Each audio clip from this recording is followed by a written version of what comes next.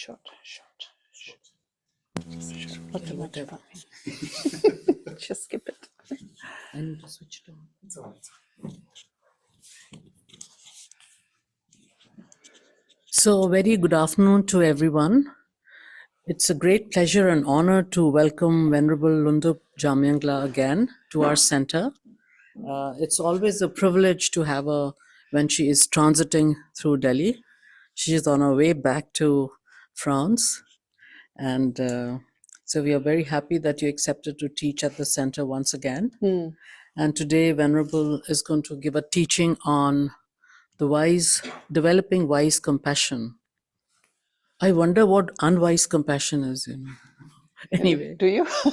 Yeah. Because compassion, I think, has to be wise, Oh, not necessarily. Okay. Has it? True. Oh, we can investigate. Anyway, that. yes, we'll investigate that Yes. today. So just a brief introduction to Venerable. Venerable Jamyang is from the Netherlands and came into contact with Tibetan Buddhism in 1997 at Tushita in Dharamsala. She connected very strongly with late Venerable Lama Zopa Rinpoche and was ordained in 2000 at Kopan Monastery in Nepal. She has completed the 5-year basic program at Chandrakirti Institute, Australia, and the 7-year master's program in advanced Buddhist studies at Institute Lama Tsongkhapa in Italy, including the mandatory 1-year retreat. Between 2007 to 2009, she worked at Buddha House both as a SPC and a teacher. Venerable Jamyang has also been teaching at centers in Australia, New Zealand, the US, and India. So we are very happy to have you with us again. Thank you. I request you to teach. Thank you. Thank you very much.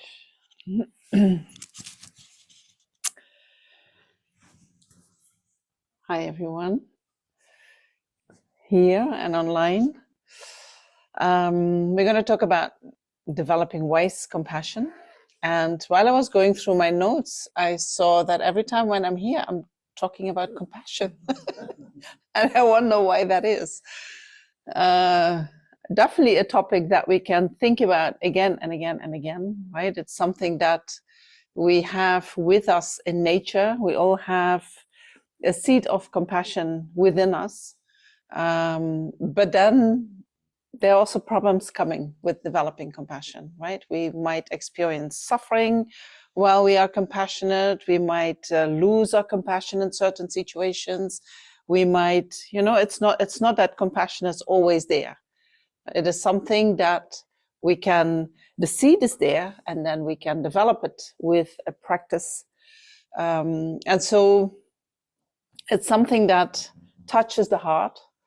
When we hear about compassion, we say it makes us feel good, right? And so we like it. But then we are often not sure how to do it and what to do in certain situations and what is holding us back or what is the obstacle and so therefore I thought maybe we can talk about how we can combine the compassion, the seed that we have all naturally, with wisdom, right? And I don't know who has been watching last talk when we spoke about the healing power of compassion. You were there, you were there, you were there, you were there. Who is new in Buddhism? You are new, right? We met yesterday. You are new. Okay.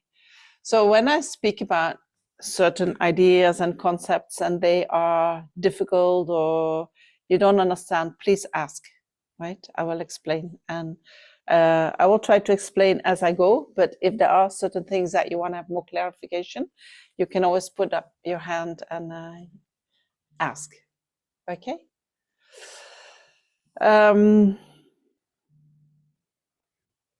So 2 months ago, I was here and we spoke about the healing power of compassion.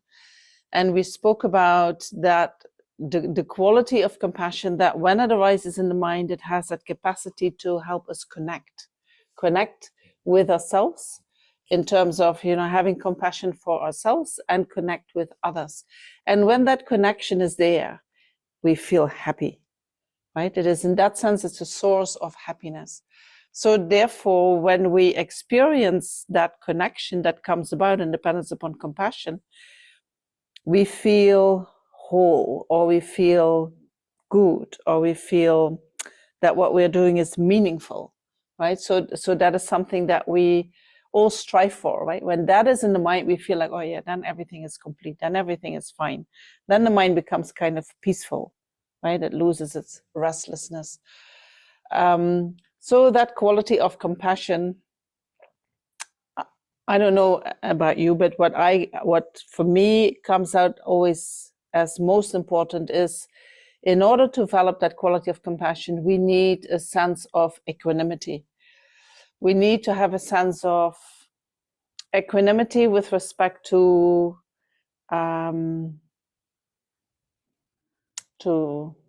how we see others, right? At the moment, having compassion for those that we love, no problem, right? When our mom or our auntie or our children are experiencing pain, we are there with our compassion, no problem.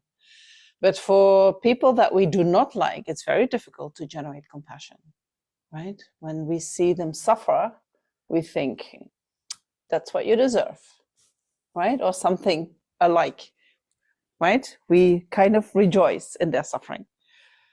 No? You don't? Never? No? Wow. Amazing. You I also don't rejoice in other person's suffering. never? No. Okay. And what if somebody really has harmed you, or has harmed your mother or your child, or and then they have a fall? I've never rejoiced. Never rejoiced. Never felt the need to do that. Very good. Very good. Very good. So you didn't think they deserve that, or? No, it's like whatever bad happens to me, if that's my karma or prada, then whatever bad is happening to them is their karma or prada. Who am I to judge them? Very good. Very good. Huh? Just to say, when I see someone who is there, I feel really sorry because this person is harming him or herself first. When they rejoice in the suffering of others. No. When When someone they is misbehaving, yes, who is harming someone else, yes, at the end of the day, this person is making himself suffering. they do, they do, they do. But then when we see that they suffer, Okay, don't see it. no, when we see that they suffer, so somebody is harming you or one of your family members or somebody that is close to you, and then something happens to them. They cross the road and a car hits them. Right? Then what happens to us? What happens in our mind? I wouldn't mind if certain leaders or politicians. Like a pedophile, definitely rejoice. Huh? If a pedophile gets hurt, definitely rejoice. No? It's not about rejoicing. What I would basically, or the way at least my parents, the dialogue would go is, that was their karma. That's it. It's not about taking it on and celebrating their loss. That's not for me to do, because then it can come at any time to me also. True. If you see, I'm not saying this is the right thing to do. No, this is excrement on the road. Are you going to add some on that place, or you will restrain yourself? And I'm just saying, if you see someone who is putting poop on the road, you are not going to poop over it. It's disgusting. I don't see the connection with the connection. compassion. If you see someone who is that happens, to rejoice would be even, to analyze it. Oh, this person is so bad. Something will happen to him. Right. Maybe rejoicing is not the right word. You see something disgusting, you're not going to add something disgusting on top of it. Then you're no less than them, as what he's saying. If somebody else is doing bad and So- you're also wishing them bad, So then of what's course, the difference between you and them? of course, we know that, so that is what the intellectual mind says. This is what we say with our judgment. But emotionally, I think what you're trying to say is that they deserve it. they Because deserve they it. harmed us Yeah. in some way. Yeah. So, okay, it's their turn to get Yes. it back. Yes. But, When I look back at my situations in life with people who've hurt me in some way, I feel bad when they are actually suffering, but I feel some kind of poetic justice has been done. Mm-hmm. That is, That's true with everybody. I think that's true. But I think Yeah. that is what we have to evolve from, and not rejoicing and not rejoicing, Yeah. but you feel that, look, they did something bad to you and they've got it back. They deserve. They No, deserve they to don't suffer. deserve. No, But but they've this, got it back. This they got is it a back. Natural Yes. cycle. Yes. Yes. Yeah. Anyway, that's an emotional reaction, right? That doesn't come from a judgmental mind or an intellectual mind. It is an emotion. Somebody that is close to us, we love to see them being happy. Maybe I could even say it like that. Somebody that has harmed us, but then they're walking away very happy. That can also give some kind of feeling in the mind, like not completely right. You know, how can that be that they are doing these negative acts and then they're happy? Or they are doing something that is harmful for many, many beings and then they become very rich. We also feel that's not completely right. Right? No? Huh? That's not a lot of time. It happens all the time, but emotionally we can still have a reaction to that. I'm not saying that that is strange. But you have to speculate that life has to be fair.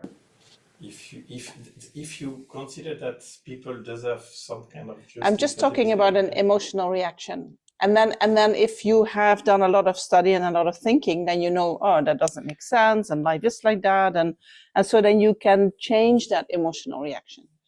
But if you haven't done any study, if you haven't done any thinking, anyway, you don't have to agree with me. Most people have a reaction, have an emotional reaction. To feel anger and to feel frustrated when someone misbehaves at the moment, I totally agree. But to rejoice when something bad happened to them after, because they are people who make us or someone we care about suffer at one stage, it's a completely different level for me. That's need kind of a process of sustaining an emotional state. Yes, it is an emotional state. But it's sustaining a negative emotional state towards someone. Yes. And that means that we have feeding this negative emotion we have towards this person. Yes, this is what most people do. Probably yes. Yes. And we try to move away from that, right? So this is what most people do, but that is not something that we like to cultivate. And I know, and I think when we think about it, then we say, oh yeah, I have these reactions. And I do that with people that I don't like, and I react to people that I like in this way. That is very different. There is an inequality, right? And we say that if we want to develop full compassion or compassion for all sentient beings, we need to address that reaction. You know, that cannot be based on that reaction. So then we find ways that we can see those that we love and those that we do not like in a way that we can see that they are actually equal in some ways, right? In the moment that we have these emotional reactions, they appear as being very different. These are the ones that we like, these are the ones that we don't like. But if we look at them and we think, well, yeah, I like them and I don't like them, but all of them want to be happy.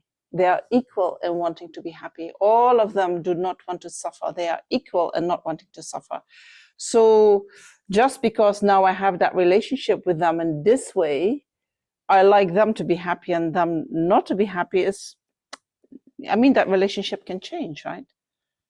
If something happens, that person that I don't like today might become a person that I like a lot, right? Suddenly they do me a favor and I think, oh, maybe they're quite nice. Then suddenly my feeling of inequality, bias, discrimination is based on very temporary conditions. So if I can see that, and that in that sense, it doesn't make any sense that I have these differences in reaction. So then by applying reasoning and by seeing how all sentient beings are equal in wanting to be happy, not wanting to suffer, in seeing that the relationships that we have are changeable, can change at any moment due to conditions, we find a way to let go of that biased mind. And that then becomes the basis of developing compassion. So, and then we spoke about the two methods that we have for developing compassion, which is the 7 cause and effect method and exchanging oneself and others. And so what I wanted to add today is, okay, then we have that compassion based on equanimity. But does that always work? And how deep is that compassion? Right? So if we talk about compassion, we talk about the wish for others to be free of suffering. Right? That is kind of the definition of compassion. The wish for others to be free of suffering. And so when we talk about suffering, what are we talking about in Buddhism? Nico? Pervasive compounded suffering. Oh, you go straight to the heart. The pervasive compounded suffering. And when we think emotionally about suffering, what suffering are we talking about? Suffering of suffering. The suffering of suffering. Yeah. Suffering of change. I'm not even sure if people think normally about that. But the suffering of suffering, right? We experience pain. This is very obvious for everyone. Then compassion comes. But when somebody has a lot of pleasure and everything goes well, do we feel that that person needs compassion, or do we feel like, oh, they are good now, you know, they don't need my compassion? What do we do?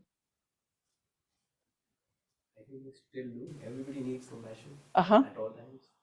But if you see somebody completely happy, has everything they want, nice relationships, good work, good money, It won't remain like that always. Huh? It won't remain like that always. but do you contemplate it when you see them? Yeah. Oh, cool. I do. Cool. I think this is a very deliberate thought that, okay, of course they do need my compassion. But when I think of, like Ambani's, like they're Who? like richest people in India. Oh, yes. They had a wedding, $600 million wedding. So the feeling is not there. I mean, I deliberately, I want to think that, okay, they need compassion, and their son is a bit suffering, I can see that, but the feeling is not there. Uh-huh. I have to. I feel the opposite of what he does. Oh, yeah? I What do don't you feel? that if having a lavish wedding means that someone is happy, I don't think so. Uh-huh. Because They look very It's unhappy. a sign Yeah. of mental poverty. yeah, Yeah. mental poverty. In fact, they need it the most. I think I need to be compassionate with them, not they need me to be compassionate with them. Mm. It's me who needs to be compassionate to be able to apprehend them. I'm not compassionate for the other people, I'm compassionate for my For your benefit. well-being. Mm. Compassion is also my own thought process. It's not like I'm specifically thinking, do you need my compassion? Or it's just that when I read a news or if I'm walking by, I just be the person I am. I don't have to consciously all the time that I need to be compassionate. If I am a person internally calm and good, I think I will showcase that behavior with everyone. Mm. Even in reading a newspaper or anything. I don't mull over it and say, oh, that's the richest person getting married. Why are they showing off their wealth? That is their need, not my need in that moment.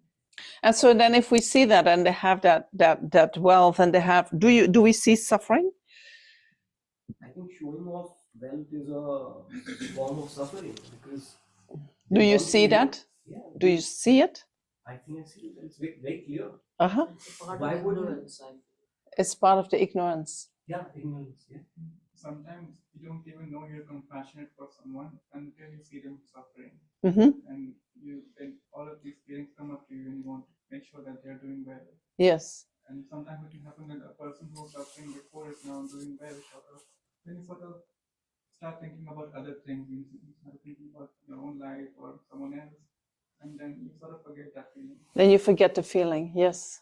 To add on to that, what I think is there is two types of compassion. One is a subconscious that is like you are only compassionate to the people whom you see they're sad. Who you see? Whom you see they're sad, or You only have compassion for those that you see as sad. that is the Yes. subconscious compassion, and the conscious compassion, when you evolve yourself, is compassion to everybody. It's to the universe, so that all beings be happy. Mm. Mm. Would I, if I say that the compassion that you feel for those who are suffering, who are obviously, who are suffering obviously, would you say, call that a compassion that is there automatically, or you don't have to make any effort for that? Yes. And the compassion that is there for everybody in all situations, you have to make an effort. You need to do some kind of thinking and in order to develop that. Yes. Also, I think we can take an example of Ashoka in this, because Ashoka was maybe the most successful person in war. He was I think, great warlord, and he won so many places, right? But after the Kalinga War, I think it was a Buddhist monk who made him He saw the realize. Buddhist monk, and then Yeah. he felt the peace, and then The he peace. gave up So everything. you could say that he was the Ambani of his time. He was the what? He was the Ambani of his time, the winner of his time. But then he realized that he was suffering. He Mm. didn't even realize how many people lost Yeah, their lives killed. because of his. Yeah, no, he had killed himself. Yeah. Mm. And I think Ashoka had contributed to a lot to Buddhism. Mm. It's because of him that Buddhism spread in India and all around. Mm. So thinking of compassion, so when we see someone suffering, we feel the need to help them feel better. When we see someone who is happy, we also sort of feel good about it. Mm. That is like a different feeling, but it is also the same thing. It's kind of connected to the compassion, no? It's like the other side of the compassion. Just roaming around in some crowded place when you see some people, and sometimes you feel good about it. Mm. You feel happy. Maybe you see someone smile very vibrantly, and you it sort of helps you feel better about your own life, and you feel better in your own body. So for compassion to arise in the mind, do we need suffering? Yes. Hmm? Yeah. We need to see suffering. We need to know. We need to know the suffering. Yeah. I think Yes. that's- Right? That's essential, right? Because that is in the definition. It is the mind that wishes the other person to be free of suffering. So then we can talk about what is that suffering that we want that other person to be free of, or ourselves to be free of. Right? And when I hear you talking, then the suffering is the pain that we experience, the suffering that we experience as suffering. Right? And so that comes up automatically. That is kind of our human nature, that when we see it, it is there, right? When somebody needs help, we immediately want to go and help. But what about the deeper layers of suffering that Buddha is talking about, right? We have this first noble truth where the Buddha says, life is in the nature of suffering. He's not just talking about the pain that we experience, and he is talking about different layers of suffering, right? You know something about that? There's a natural discontentment that we have. Discontentment. Yeah, we feel a feeling of separation. That's why we want to show off. I think we're just catching up with death, because I think internally we think of death that someday we know the mind knows that it's gonna die one day. It's not gonna be, because from my experience, everything has changed. We were babies, now we are adults. We're gonna get old. So you think about the impermanence of life? Yeah, impermanence. Yeah. And that's what, so the mind is dealing with, okay, if I have money, or if I spend so much, if I attach myself with this car, maybe. So I think that's what creates attachment. And so then when there is attachment, then attachment is connected to good experiences, right? And so then when we think about the impermanence, then we can see that even having that attachment is a form of suffering. Although there is a pleasurable feeling there, the attachment itself is a suffering, right? Because when we have attachment to pleasurable feelings, we also have an aversion to unpleasant feelings, right? And that aversion is also a suffering, right? So having the feelings and having a liking for some and a disliking for others, and then having an emotional reaction to that is in itself a suffering, right? And so when we then think about the impermanent nature of things, then we can see that how we all have that tendency to reify things or situations. We make them more concrete or more permanent than they actually are, right?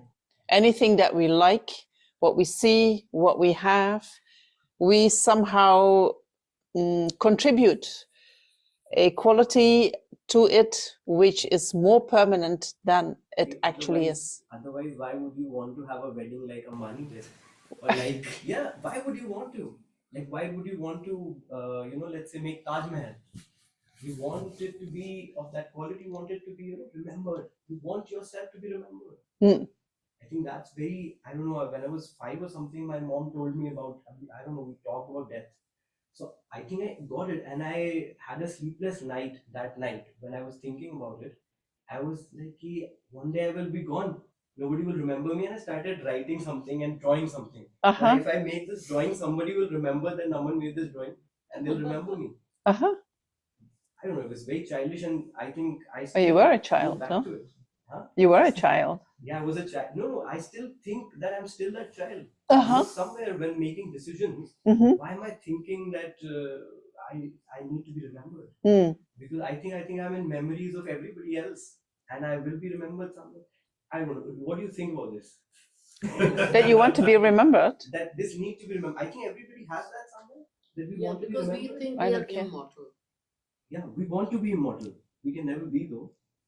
No, we think we are immortal, right? That is a Part of us believes that actually we're not going to die. No, it's not going to happen. We're always going to be there. We'll come back. Yes, maybe, yeah. We'll be there forever. But you That's also a have the problem. illusion that the world only exists from our point of view. Also that. So that means if this point of view disappear, everything disappear.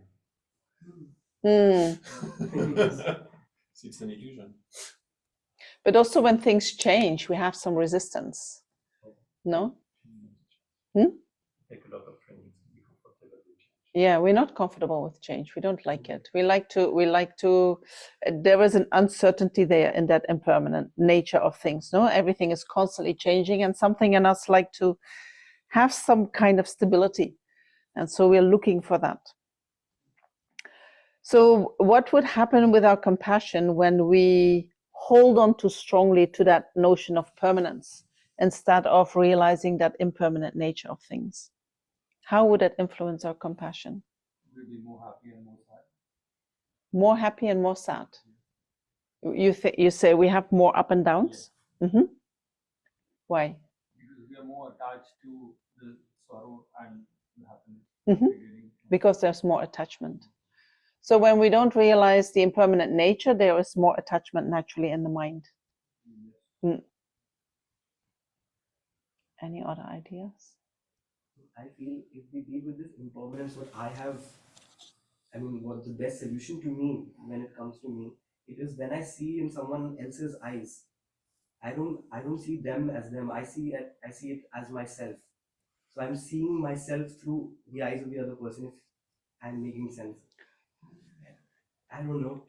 But I don't want to see the other person. It's like everybody is me, but a different variation of me.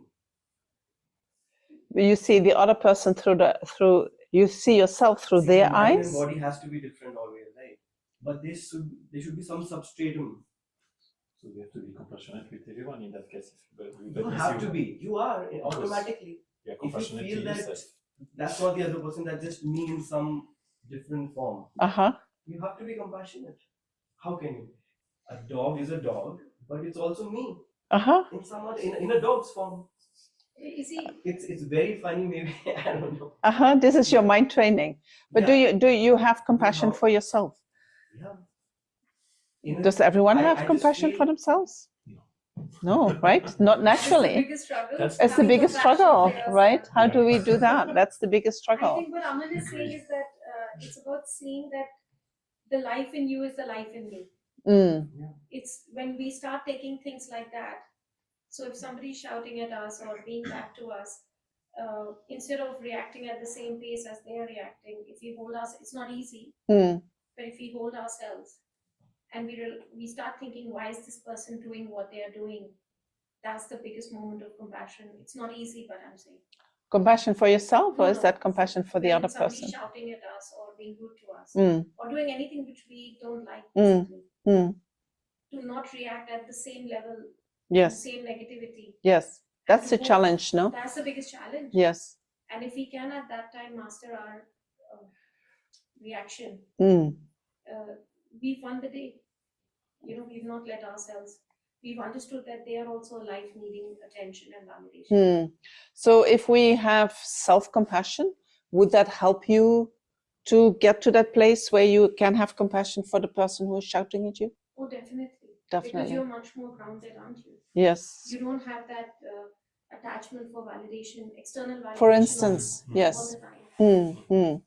And one example, because people are talking about money and everything, one simple example is if there is somebody who I think is equal or more than me, I might treat them very well. Mm. But the moment a servant or a help walks in, and in India this is very obvious in families, and even when you're out and about, the moment people see somebody who's well dressed or who's talking in a certain accent, or even, you know, when somebody's from abroad, the whole reaction to them is so totally different. Or a celebrity. Or a celebrity, anybody, yeah.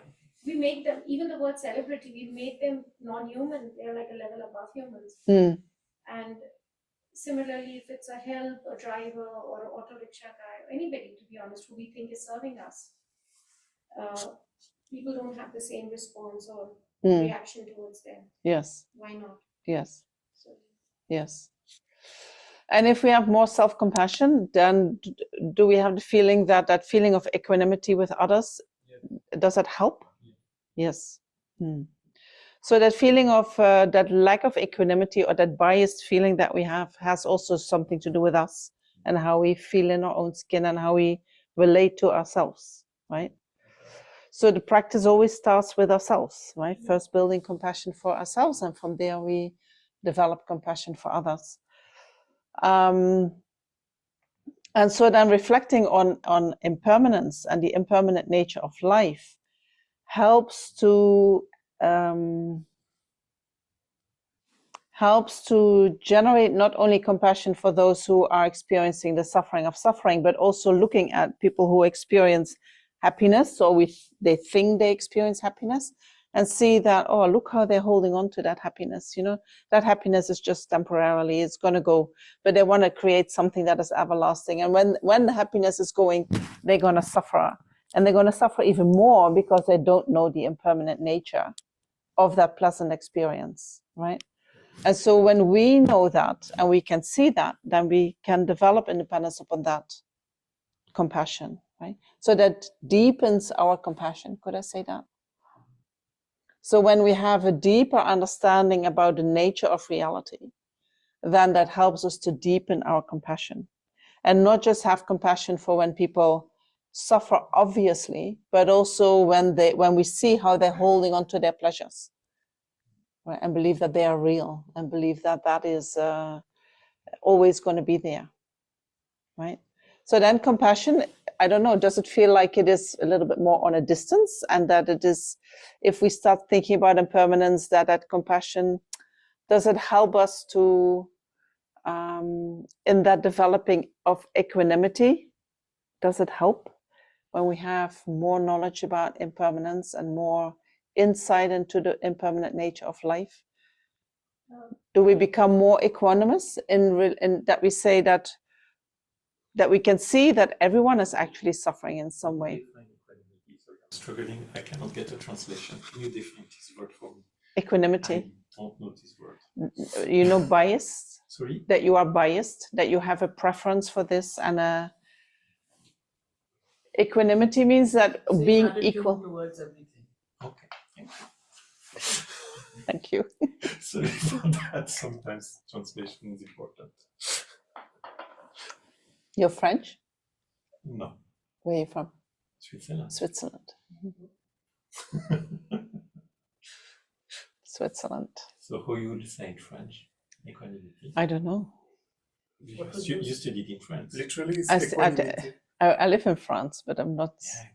I haven't studied it. Impartiality. From the word equal. Equal is everything is. So there is a meme for it basically, which shows if there are three people of different heights standing across a fence. If you put three same size boxes and you make them stand, they are still going to be unequal heights. Yes. But if you give the shortest person the tallest box, then the second person the medium box, and then you actually make them that equal. Equanimity. No, that's not equality. That is what I'm saying. That's the difference between equanimity and equality. Equity is different. Yeah. Equality is different. Yeah. Equanimity is different. Impartiality.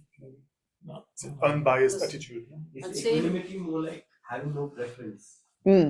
Unbiased. That you get to a place where that reaction of attachment or aversion is not there.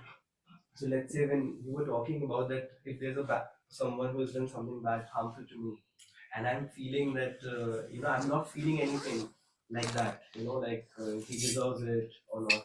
I'm feeling like I'm in equanimity. So that's the right response. Not right response. It's like it's a less emotional response, right? So that will cause you less suffering, right? And because of that, it's more skillful. Right, but in order to develop that, we need to develop that mind of equanimity, that we see everyone as equal. And also about your question, sometimes more knowledge, as in we notice people holding on to something, and then we see what happens when that thing sort of disappears, and we see them suffer from it, and we see that happening all around us, and all of this knowledge and experience from both our own life and observing other people, all of that helps us build more compassion, I suppose. Yes, the compassion changes, right? It gets a quality to it that we say that it is conjoined with your understanding of impermanence. I could say it gains more depth. It gets more depth, yes, because we understand the suffering that we all experience in more depth, right? And so then we can go a little bit deeper with that understanding of the nature of reality, and therefore deepening our compassion when we start thinking about the empty nature of reality. That things do not exist in the way they appear to us. That things appear to us as being true, as being truly existent, as being having a autonomous or independent entity that is within them and that has nothing to do with anything else. This is how things appear to us. And so when we understand that nature that appears to us and that it doesn't exist like that, and then with that understanding, we're going to observe sentient beings, then what would that do to our compassion? You're talking about wisdom of emptiness. Yes. What would emptiness do to compassion? Our understanding of emptiness due to compassion. Could you help frame it in a different way? Let me. Equanimous to every good and bad situation. We'll not have attachment to a good situation, and we'll not have aversion to a bad situation. We have even less grasping when we understand the empty nature of everything. Yes. I think there'll be a lot of compassion that will be generated from that, I think. Even more compassion, no? Even more compassion. A lot of compassion. Yeah. Something like, when people talk about compassion, they say you have to be compassionate. So I think when you have that wisdom of emptiness, you don't have to be anymore. It is very natural and effortless. The compassion becomes more natural and more effortless. It's like, we say, it's very poetic. I talk about this a lot. You become compassionate. You don't have to be compassionate. You become compassionate itself. Where you feel your practice is done. Yeah. We have to investigate that. That's true. It's a very high stage. When is the practice done? No, we even say that the Buddhas, they sustain that compassion in order to. There's this Kabir, if you know, is a 16th century poet. So he used to say that when I started seeking, spirituality, मैं राम का नाम जपता था. So he used to take the name of Ram every day, every minute, So now he's like, when he got it, he was like, he said that now the Ram मेरे को जपते हैं.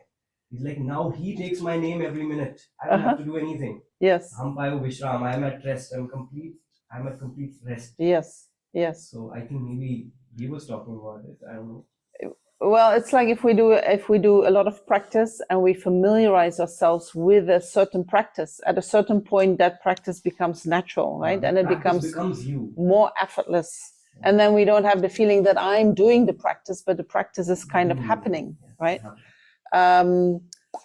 Yeah. I would, yes. I know that some masters, they have a very poetic way of saying that. In Buddhism, we don't have that like that. No, we have it a little bit. Very technical, analytical. A little bit technical and analytical. Yes. Yes. Like, I have a little confusion. Is compassion, when we get that state of non-existence or that state of being neutral, is because I think compassion. Wait. Non-existence or neutral? I mean, when you are just like neither good, neither bad, you're just balanced in that very equanimous notion. Is compassion existing at that point or not? Because I think then you're not even compassionate. Then you are. Why do you doubt that when your mind is equanimous, then what you feel is not really compassion anymore? Because compassionate is a human emotion. Yeah, it's an emotion. Yes. Mm-hmm. But when you get emotionless, then I think compassion also. Right. Right. So in Buddhism, we have two types of emotions. We have positive emotions and we have negative emotions. Now, negative emotions are these emotions that disturb the mind. So these are based on the afflictions. They are based on attachment, aversion, jealousy, etc. So when these emotions are in the mind, then there can still be compassion, right? I have compassion for the ones that I love. I have compassion for. It's still there. That compassion is there, but it is kind of mixed with the disturbing emotions. Then when we have positive emotions like loving kindness and also compassion, they are positive emotions. They are not based on attachment or aversion. They are based on reasoning. So that mind that is completely equanimous and has thought about the nature of reality and about loving kindness and compassion, these qualities, these positive emotions are there, but the way they feel is very different from the way they feel when they're mixed with attachment and aversion. And then you might think, oh, then that's not really emotion, right? But the quality is very, very different. So compassion and loving kindness, when it is not mixed with attachment and aversion, it is a very happy, beautiful feeling, right? There is not that emotion that is there when we experience that loving kindness and compassion when there is attachment. Right? For instance, for our child, what we are feeling when we feel compassion and loving kindness, that quality is very different than when we are meditating in a cave and we develop loving kindness and compassion for all sentient beings. Different quality, right? One is mixed with attachment, one doesn't have that attachment. Can you relate to that? Can you have some kind of feeling with that? Yeah? Does that help? Yes. Yeah. So when we talk about the empty nature of everything, right, you asked me to say a little bit more. So normally when we move through life and when we observe things, when we observe human beings, when we observe animals, when we observe things appear as if they have their own entity, as if they have their own nature, which always has been there. Right? For instance, even if I see this was always an iPad, right? This was always an iPad, right? Not always. Not always, right? But it appears like that, like that's just the iPad, right? The iPad from tomorrow looks the same as the iPad of today. It looks the same as the iPad from 3 days ago, right? And from when I just bought it, same iPad. As if there is an entity in that iPad, which is always there. Right? if I have a car, the car, especially my car, right, appears as an entity in and of itself. I can change the tires, I can change every part of it, but it's still the same car somehow. My car, not just a car, my car. That's the attachment. So I wouldn't say that is the attachment, but it is an ignorance. Like we project an entity upon that car as if that car is something in and of itself, something that we add to all the parts of the car, right? So we have all the parts, we can change that, but then we add something which makes it my car, as if there is an entity there that makes it my car or the car, right? That entity, the car, is empty of that entity.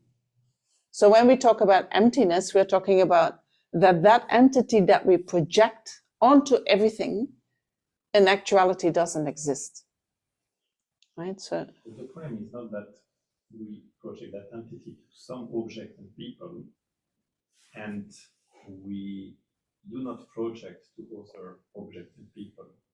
That's my car, that's my friend. no, even that That's is not the my car. friend, that's not my car. The entity is not, it's my car. Yeah. The entity is the car.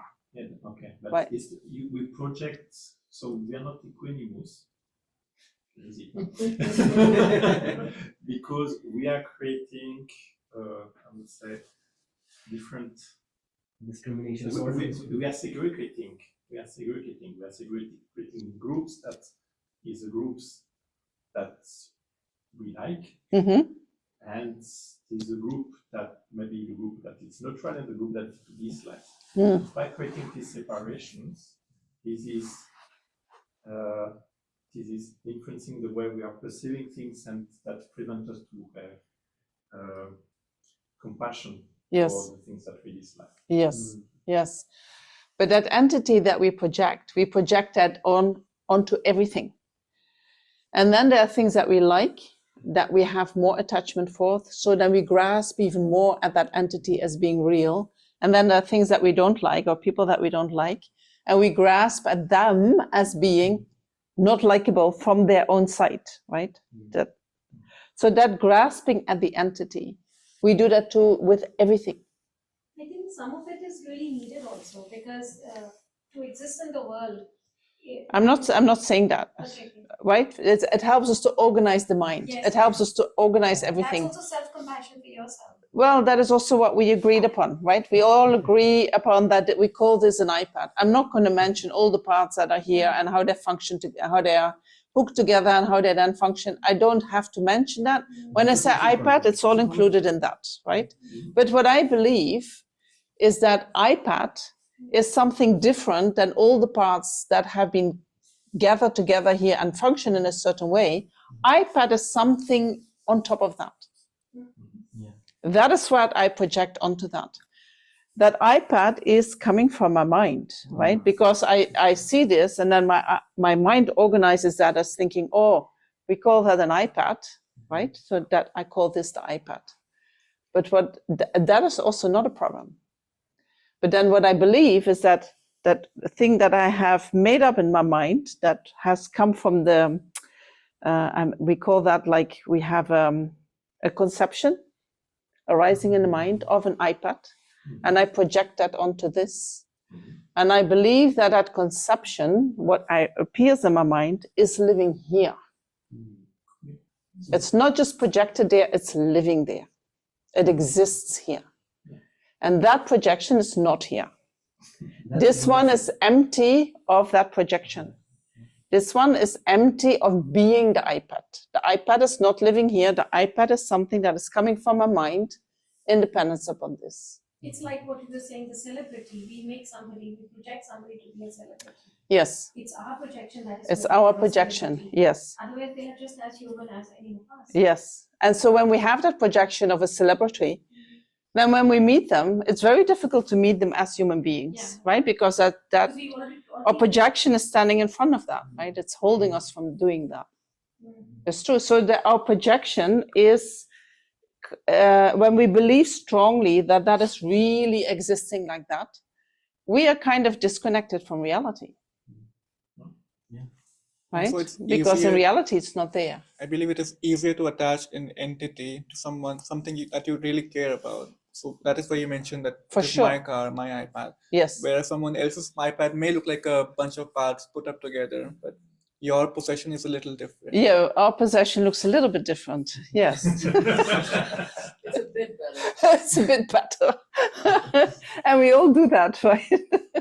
But we all our iPads exist in exactly the same way, but they appear differently, right? Especially my iPad, when there is attachment, it becomes even more real. So when something happens to my iPad, right? But somebody else's iPad, yeah, it can happen, right? We have already different reactions to that.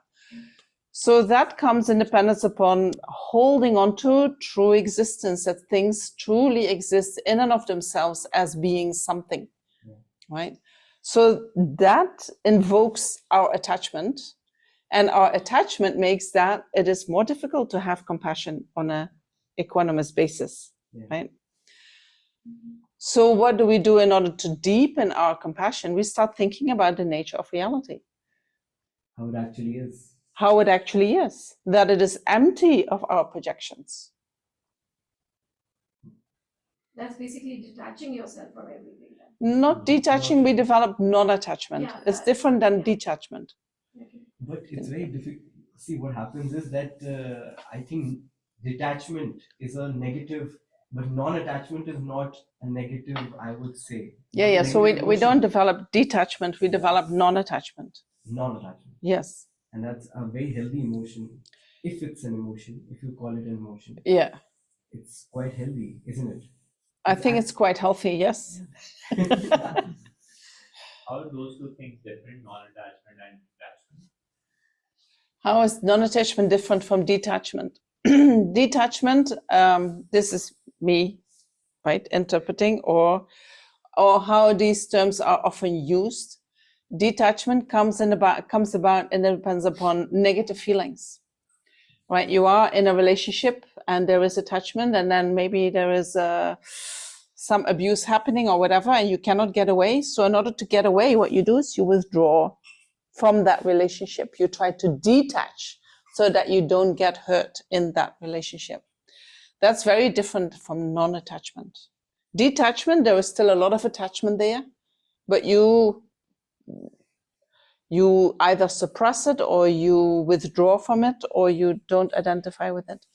Non-attachment is that I have, even if I would be in a relationship like that, I can be present, but I don't have any reaction to whatever is happening to me. You know, what? Wait. Let's see if if that's clear enough. Can you say that again? The last part. So non-attachment is that I can be present in that relationship without having a reaction. So I don't have to withdraw. I can just be present.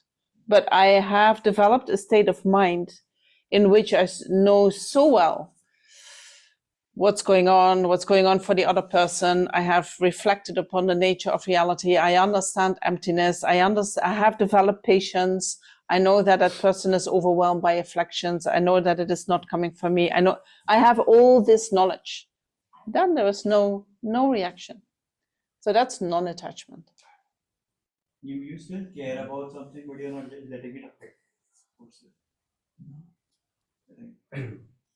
Right? Detachment, I think there's always a hidden attachment there.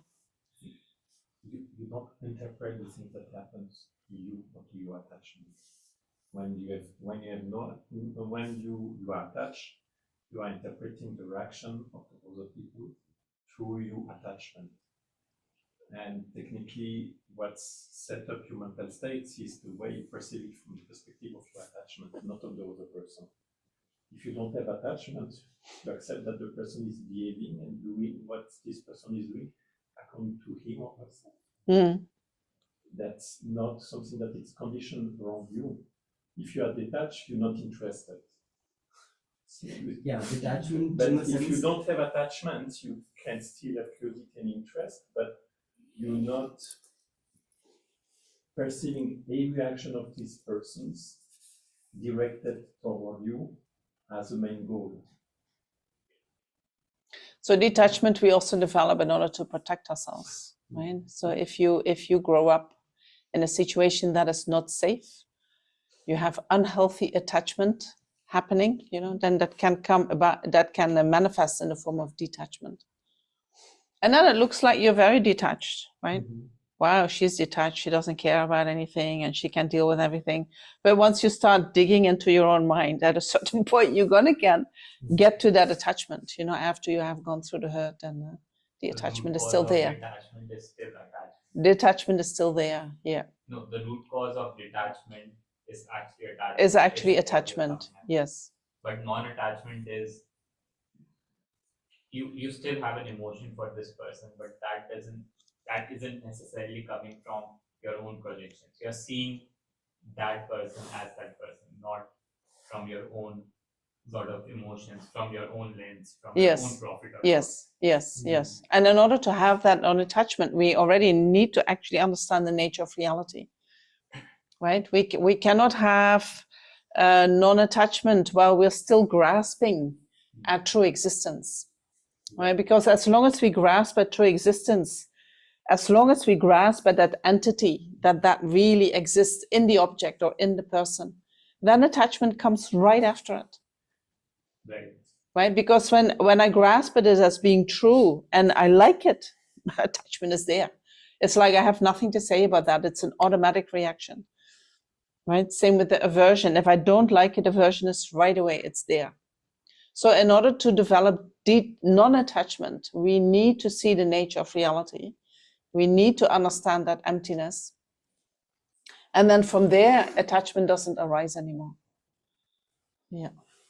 So, so we have like you talked about a point. Yeah. Right, where you talked about that how you love your child, and how you have compassion for your child is different, has a different quality than you would have for every when you sit and meditate and have compassion for the beings, right? So now from this knowledge, what we have like discussed, if you think about it from the perspective of non-attachment, what I feel is, can't you love every person in the same way like you would love your child? Is it possible? Because I think that quality of love that a mother has for her child is, I think, the strongest, right? It's one of the This is exactly what Buddhism teaches. Yeah. Right. Developing the love as the love that the mother has for her only child. That's what we want to develop independence upon each and every sentient being. And can you project that to every person? Yeah, you can. And that's our nature. That's our nature. That's our nature. That's what Buddha said, yeah. And that nature is at the moment covered for us. We cannot see that nature because we have so much ignorance. We make things, we have so much ignorance, and there are two types of ignorance. One is that we do not know because we can't see due to our obscurations. We can only see this far, right? I can see this far. I cannot see through the wall. That's because I have obscurations. If I don't have obscurations, I have no limitations on what I can see. The wall will not stop me from seeing, right? That is one type of ignorance. And then there is the ignorance where we kind of distort everything, where we hold on to things in the opposite way as they exist in actuality. So we make things more permanent, we make them more unitary, we make them more permanent, unitary, and independent than they are in actuality. And I feel that you can really only love when you don't have any attachment. Whenever you have the attachment, I think that quality of love is, I think, first of all, it's not love. It will be called love, maybe. It's maybe mixed with love. Mixed with attachment. Yeah, it is attachment. Is it just a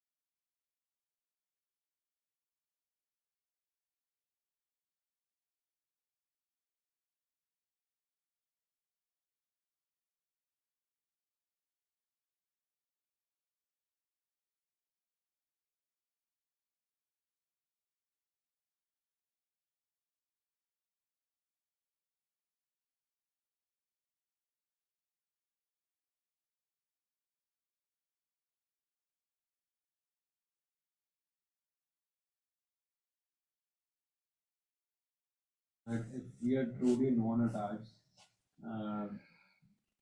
somebody would not even have kids. When you have non-attachment, why would you have kids? I mean, so then you would not have kids for yourself, right? Maybe, I mean, in the teachings we talk about bodhisattvas who have realized emptiness and who have the merit to have, for instance, a life in which they are a king and they can benefit many, many sentient beings. And they produce then many sons so that they can benefit many sentient beings, right? But they don't do that because I want to have children. They do that for the benefit of others.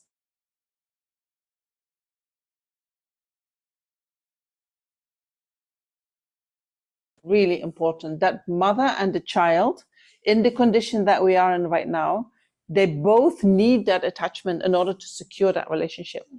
If mom has attachment issues and is, for instance, detached because of her own traumas, that can mean that she might not notice when the child really needs something, right? And cannot give to the child what the child actually needs, right? But isn't that the self-compassion for the mother if she, suppose, has gone a history of trauma? Well, she hasn't done the self-compassion yet, right?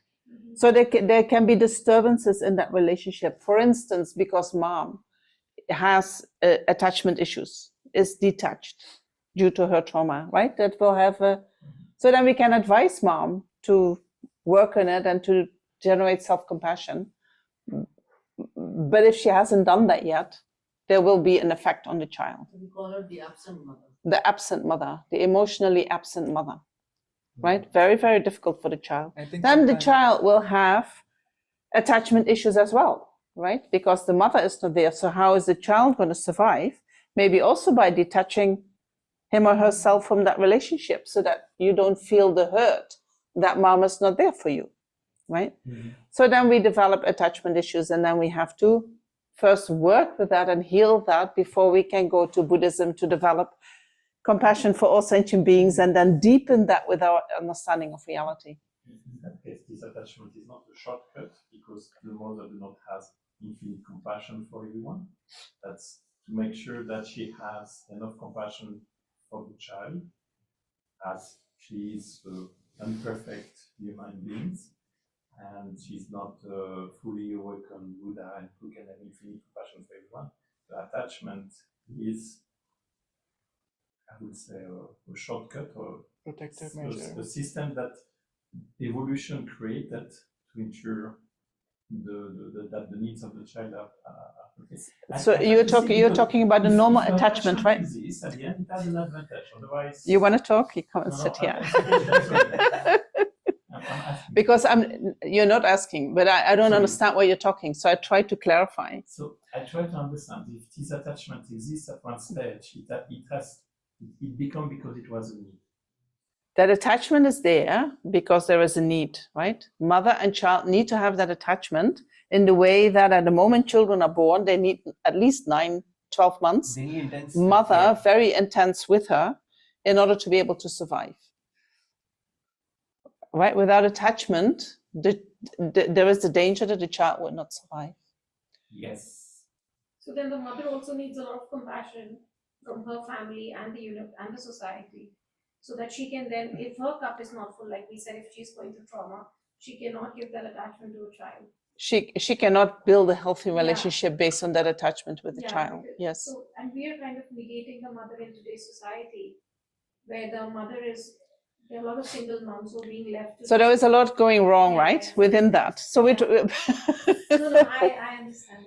Right, so then we can go into that whole psychology where we can do a lot of healing. But normally there is this attachment, right? If that attachment, if we talk about, we want to develop a certain type of compassion, because that was where we were coming from, right? Yeah. For all sentient beings, like the attachment that a mother has for her only child, right? We want to develop that towards all sentient beings. What is that? About the quality of love. You know, so what we're actually talking about is not about we want to develop that attachment to all sentient beings, but we want to develop that compassion in the sense that when the mother who has that attachment sees her only child suffer, she would be willing to exchange position with the child and say, give me that disease. I don't want my child to suffer. Give it to me. I wanna be sick. You know, I don't want my child to be sick. There's the story of a Buddhist monk who gave his life for someone who was hungry. I don't know who became a goat. It was a Buddha. It was a Buddha. It was a story about Buddha. Jataka tales. Yeah, there's a story na, that he became a goat because he's like, you can just have me, or you know, like, because he saw a very hungry lion or something. I don't know. Tiger. So he didn't become a goat. He cut himself so that the tiger can feed on it. Feed himself, Buddha's previous lives. Yeah. I don't know the. So that is the attainment when we are very, very far on the path, right? We have this capacity that we can give our body, right? Would the mother give her body? I'm not sure, but for sure she would say, I would be willing to, right? The mother is, if we look into who has that strongest capacity that they say, give that disease or that problem to me and not to my child, that's the mother in the relationship with her only child. So when we talk about developing compassion, we say we want to develop that much compassion that we say, give the suffering to me. I see you suffer. I see any sentient being suffer. Give it to me. I want it. I'll take it upon myself, right? So in that, in that regard, we want to have that loving or that compassion of the mother that the mother has for her only child. Mm-hmm. We do not want to develop the attachment that mother has, right, for all sentient beings, because attachment is still based upon an afflicted mind. It is a mind that is not at peace. It is a mind that is obscured with ignorance. It is a mind that cannot see the nature of reality. We don't want to develop that, right? We only want to have that compassion that mother has. Willing to like sacrifice your own happiness. Willing to sacrifice your own happiness for the happiness of others. Yes. Yes. And so when we are hungry and we see the other person is hungry and there is only one thing to eat, we say, you have it. Right? That's where we want to go. But also mean it. And also mean it. Otherwise it's all idealistic talk, isn't it? No, I mean, in certain cases, we want to impress certain people. So, if we are hungry, we would offer it to them, you have it. Yeah. Or sometimes you want to look good. Maybe it's coming from the worldly concerns, wherein we want to look good in front of people or whoever. Impress. Exactly. And then we are like, okay, we are hungry, but it's okay, you have it because. But there's this attachment, right, to feeling good or to looking good or for them to perceive us good. But yes, that is donation, I think. In India, there's a saying that whenever you do donations, you shouldn't be, bragging about it. So, but it's, I think, different from donation. I think it's more sacrificial. It's like, can you sacrifice? Do you have that ability of, sacrificing your own happiness? That's what a mother has, I think. She's willing to sacrifice. She's willing her to own life sacrifice. for her Yes. child. Yes. What do we need in order to have that capacity that we sacrifice, let go of our own happiness in order to give somebody else what they need, or what do we need for that? Self-fulfillment. Problems. Why is that? I think we can only develop compassion when you actually know. See, I tell you, I give you an example. Finish that sentence. I think you can only develop compassion when you have problems. When you have problems. You actually face that. When you have faced your problems. Face that pain and sadness to that thing that somebody you see is in that same situation. I've seen like poor people, those who are hungry, to share their food more than the rich. Yes. Who have abundance. Yes. I understand. I mean, you can understand someone else's pain when you've gone through the same. Yes. Yes. Same audience. Right? Yes. So that makes it easier, right? When we have experienced our own suffering in life and we have gone through that, right? We have not run away from it. We actually have accepted that and completely experienced that and gone through that. Then there is automatically compassion, and we can identify with people who go through something similar, right? So does it mean that we have to go through each and every type of suffering in life in order to develop compassion for all sentient beings?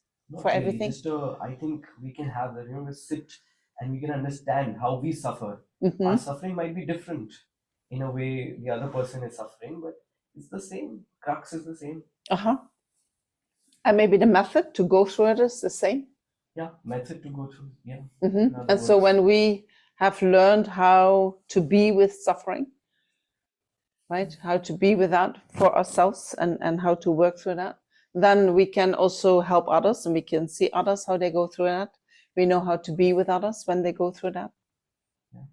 Yeah, that helps. Yeah. I think compassion is also being aware that you cannot remove the suffering of everyone. Can we It's so remove the important. suffering from anyone? Of everyone. Can we? But that's my. No, I ask you a question. Can we remove the suffering of anyone? No, Not really, huh? no, not really, because that's their own journey. That is the Each people. of us is Can we complete. remove our suffering? That is the whole purpose of being here with you today. It's one step. You know one what I dialogue. feel? But you know how to do it. Yeah. Yeah. So you have the experience that you can remove your own suffering. You cannot remove, you can accept. You can accept. Yeah. And when you accept, what happens to your suffering? It doesn't become the pink elephant or the white elephant in the room. Right. Does it become a little bit smaller? Your perception of it becomes smaller. The suffering might still be there as it is. If somebody's leg is cut, it's still cut. But how much of a focus or attention you're giving to it? Yes. And how much are you just going on saying, oh, I'm in pain, I'm in pain? Yes. That will reduce. Yes. So we have the pain is there, but the suffering becomes less. Yes. Yes. We suffer less from it. Yeah. The pain. We cannot change the fact, but we suffer less Yeah. from it. We can do that. And that comes from having compassion for ourselves. Yes. Yeah. So that's what I'm saying. The pain is the same, but the suffering gets less. Is less. And the suffering means that it's coming from, where's the suffering coming from? The perception of the pain. The perception of the pain, is that all? Then what do we do because of that? So having self-compassion, you lower the suffering. So how does self-compassion change your perception of the pain? Because you're non-attached. Then How does compassion change your perception? Right, this is what you're saying. Your perception changes because of self-compassion. How does it work? Because for me, compassion is a feeling, is something that comes from the heart. Well, perception is something that comes from The mind. how I see things. So how do they relate to each other? because of the larger acceptance I have, because I'm not so attached to it. Like I'm like, it is there, But it is being in the now, it is accepting as it is and not having any expectation. Will it get better? Will it get worse? It's just acceptance of it. And the moment you accept So it, instead of having all these expectations that you project onto it, you take them away. So that is how you change your perception. You accept it as it is, and then your suffering becomes less. Good. I think of where suffering comes from and where do we feel it, because we could have a cut leg, but we may not suffer for it. Yes. There is some kind of state that we can be in where we feel a lot of pain coming from outside and some pain coming from inside, but we sort of go through with it and not be in a way attached to it. Yes, or we don't have aversion to it. Aversion to it. So what we do is that the pains are there, right? The pains of life we cannot change. It's like whatever life we have, there is some kind of portion of pain in it. We all have our own portion that we get. Otherwise, it's impossible to live here on this planet, no? Pain is part of this. But then our reaction to that pain will determine how much we suffer. This is the Buddha talks about, no? The arrows. The first arrow is the pain, the physical pain or the pains that we feel. The second arrow is what we think, how we react. So he used to say that I can work out the second arrow. The first arrow will still be there. Yes, first arrow will still be there. Yes, very good. So we can work with the mind and then lessen our attachment and aversion to whatever happens to us. And one way of doing that is changing our perception. And one way of changing our perception is connecting with the nature of reality. What is the reality of things? And the more I can see the reality of things, the less I will react with my attachment and aversion, the less I will contribute to my suffering. Right? You almost have to go, no? It's almost 5 minutes. We still have 5 minutes. We still have 5 minutes, and then so I didn't really go to the text that I wanted to go to. Maybe we can do that after the break. I don't know. I think what we did now is more what I wanted to do in the second half. But this is a very interesting discussion. No, it's like we can look into our own mind, and then we can see, oh, this is where I'm doing it, and this is what I can change, and this is where I get more control over my life and have some influence on what I experience. Right? It's my own attitude towards the suffering that I experience. It's my own perception of it. It is my own idea of it. It is, and so when I do something about that, I can change something in my suffering. And the more we lessen that suffering, then it becomes easier to really go through the suffering, and then the easier it disappears from the mind. Right? Also, I have a question. So like we were talking about, I think there's a lot of suffering, right? A lot of people are suffering in all sorts of ways. So when you can't put out the fire, what do? Like when you understand compassion. So if you can bring a drop to, put out that fire, I know that I can't put out that fire. It's like, when I can't treat someone, but I keep on putting ointments. That is also self-compassion. No, no, I'm talking about something else. You're talking about the suffering of all sentient beings, Yeah. and you see that as a huge fire, and you say, what do I do about that? Yeah, and do I keep putting band-aids? Is that what you're saying? Band-aid? Yeah, band-aids, ointments, yeah, same. Yeah. What's the right way? Like, I mean, if we take a very... So what did the Buddha do, What did Buddha do? Yeah, what did the Buddha do?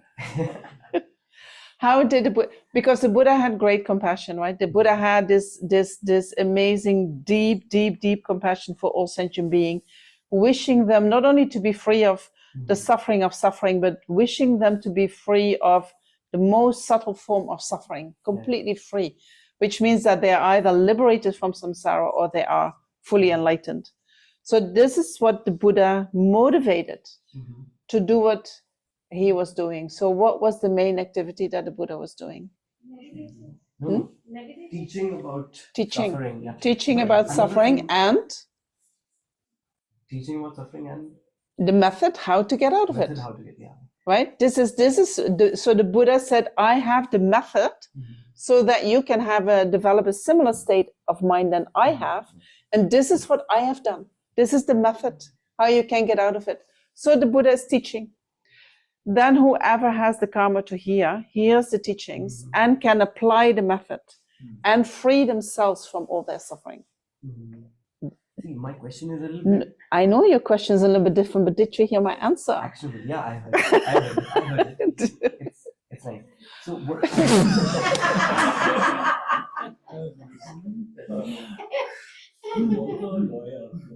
doesn't have a choice, he has to. He is a lawyer? Yes. Okay, come on. So what I want to ask, how can we be, little Buddhas in our own way? So my example is, see what happens if someone has a cut. So everybody does his job, like the ambulance guy comes, right? He has to be on time. The other, some person has to take the person on the stretcher. The doctor has to treat him. So all of them have to do their job. So whenever there is a fire, and there's a fire, always, what Buddha has talked about. So how do we be these little Buddhas in our own job? So we can't all be, monks. But how can we be like Buddha or be Buddha? I don't know different connotation to that. But then how can we be Buddhas in our own ways? Like as a lawyer, how can I put out suffering, put out the fire? Did the Buddha put out the fire? Yeah, how do I do that? But did the Buddha put out the fire? No. No, he didn't. But he did his... He cannot. He cannot. Nobody can. But he says, this is what you can do to put out your own fire. Right? But how can we be, how can we take that action always? And how can we be in the state where we are ready to take that action always? Practice. Every day. Every minute. 1 minute. How is I'm talking about the skillful action.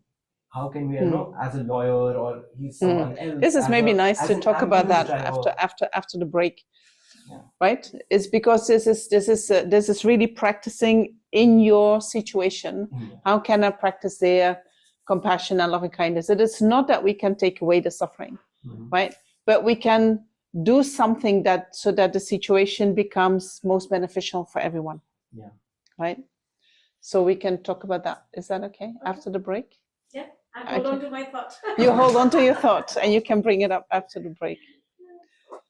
Okay, so we have a half an hour break, have a little tea, maybe something else to eat. And we'll meet again at 5 p.m. Okay? Thank you. Thank you.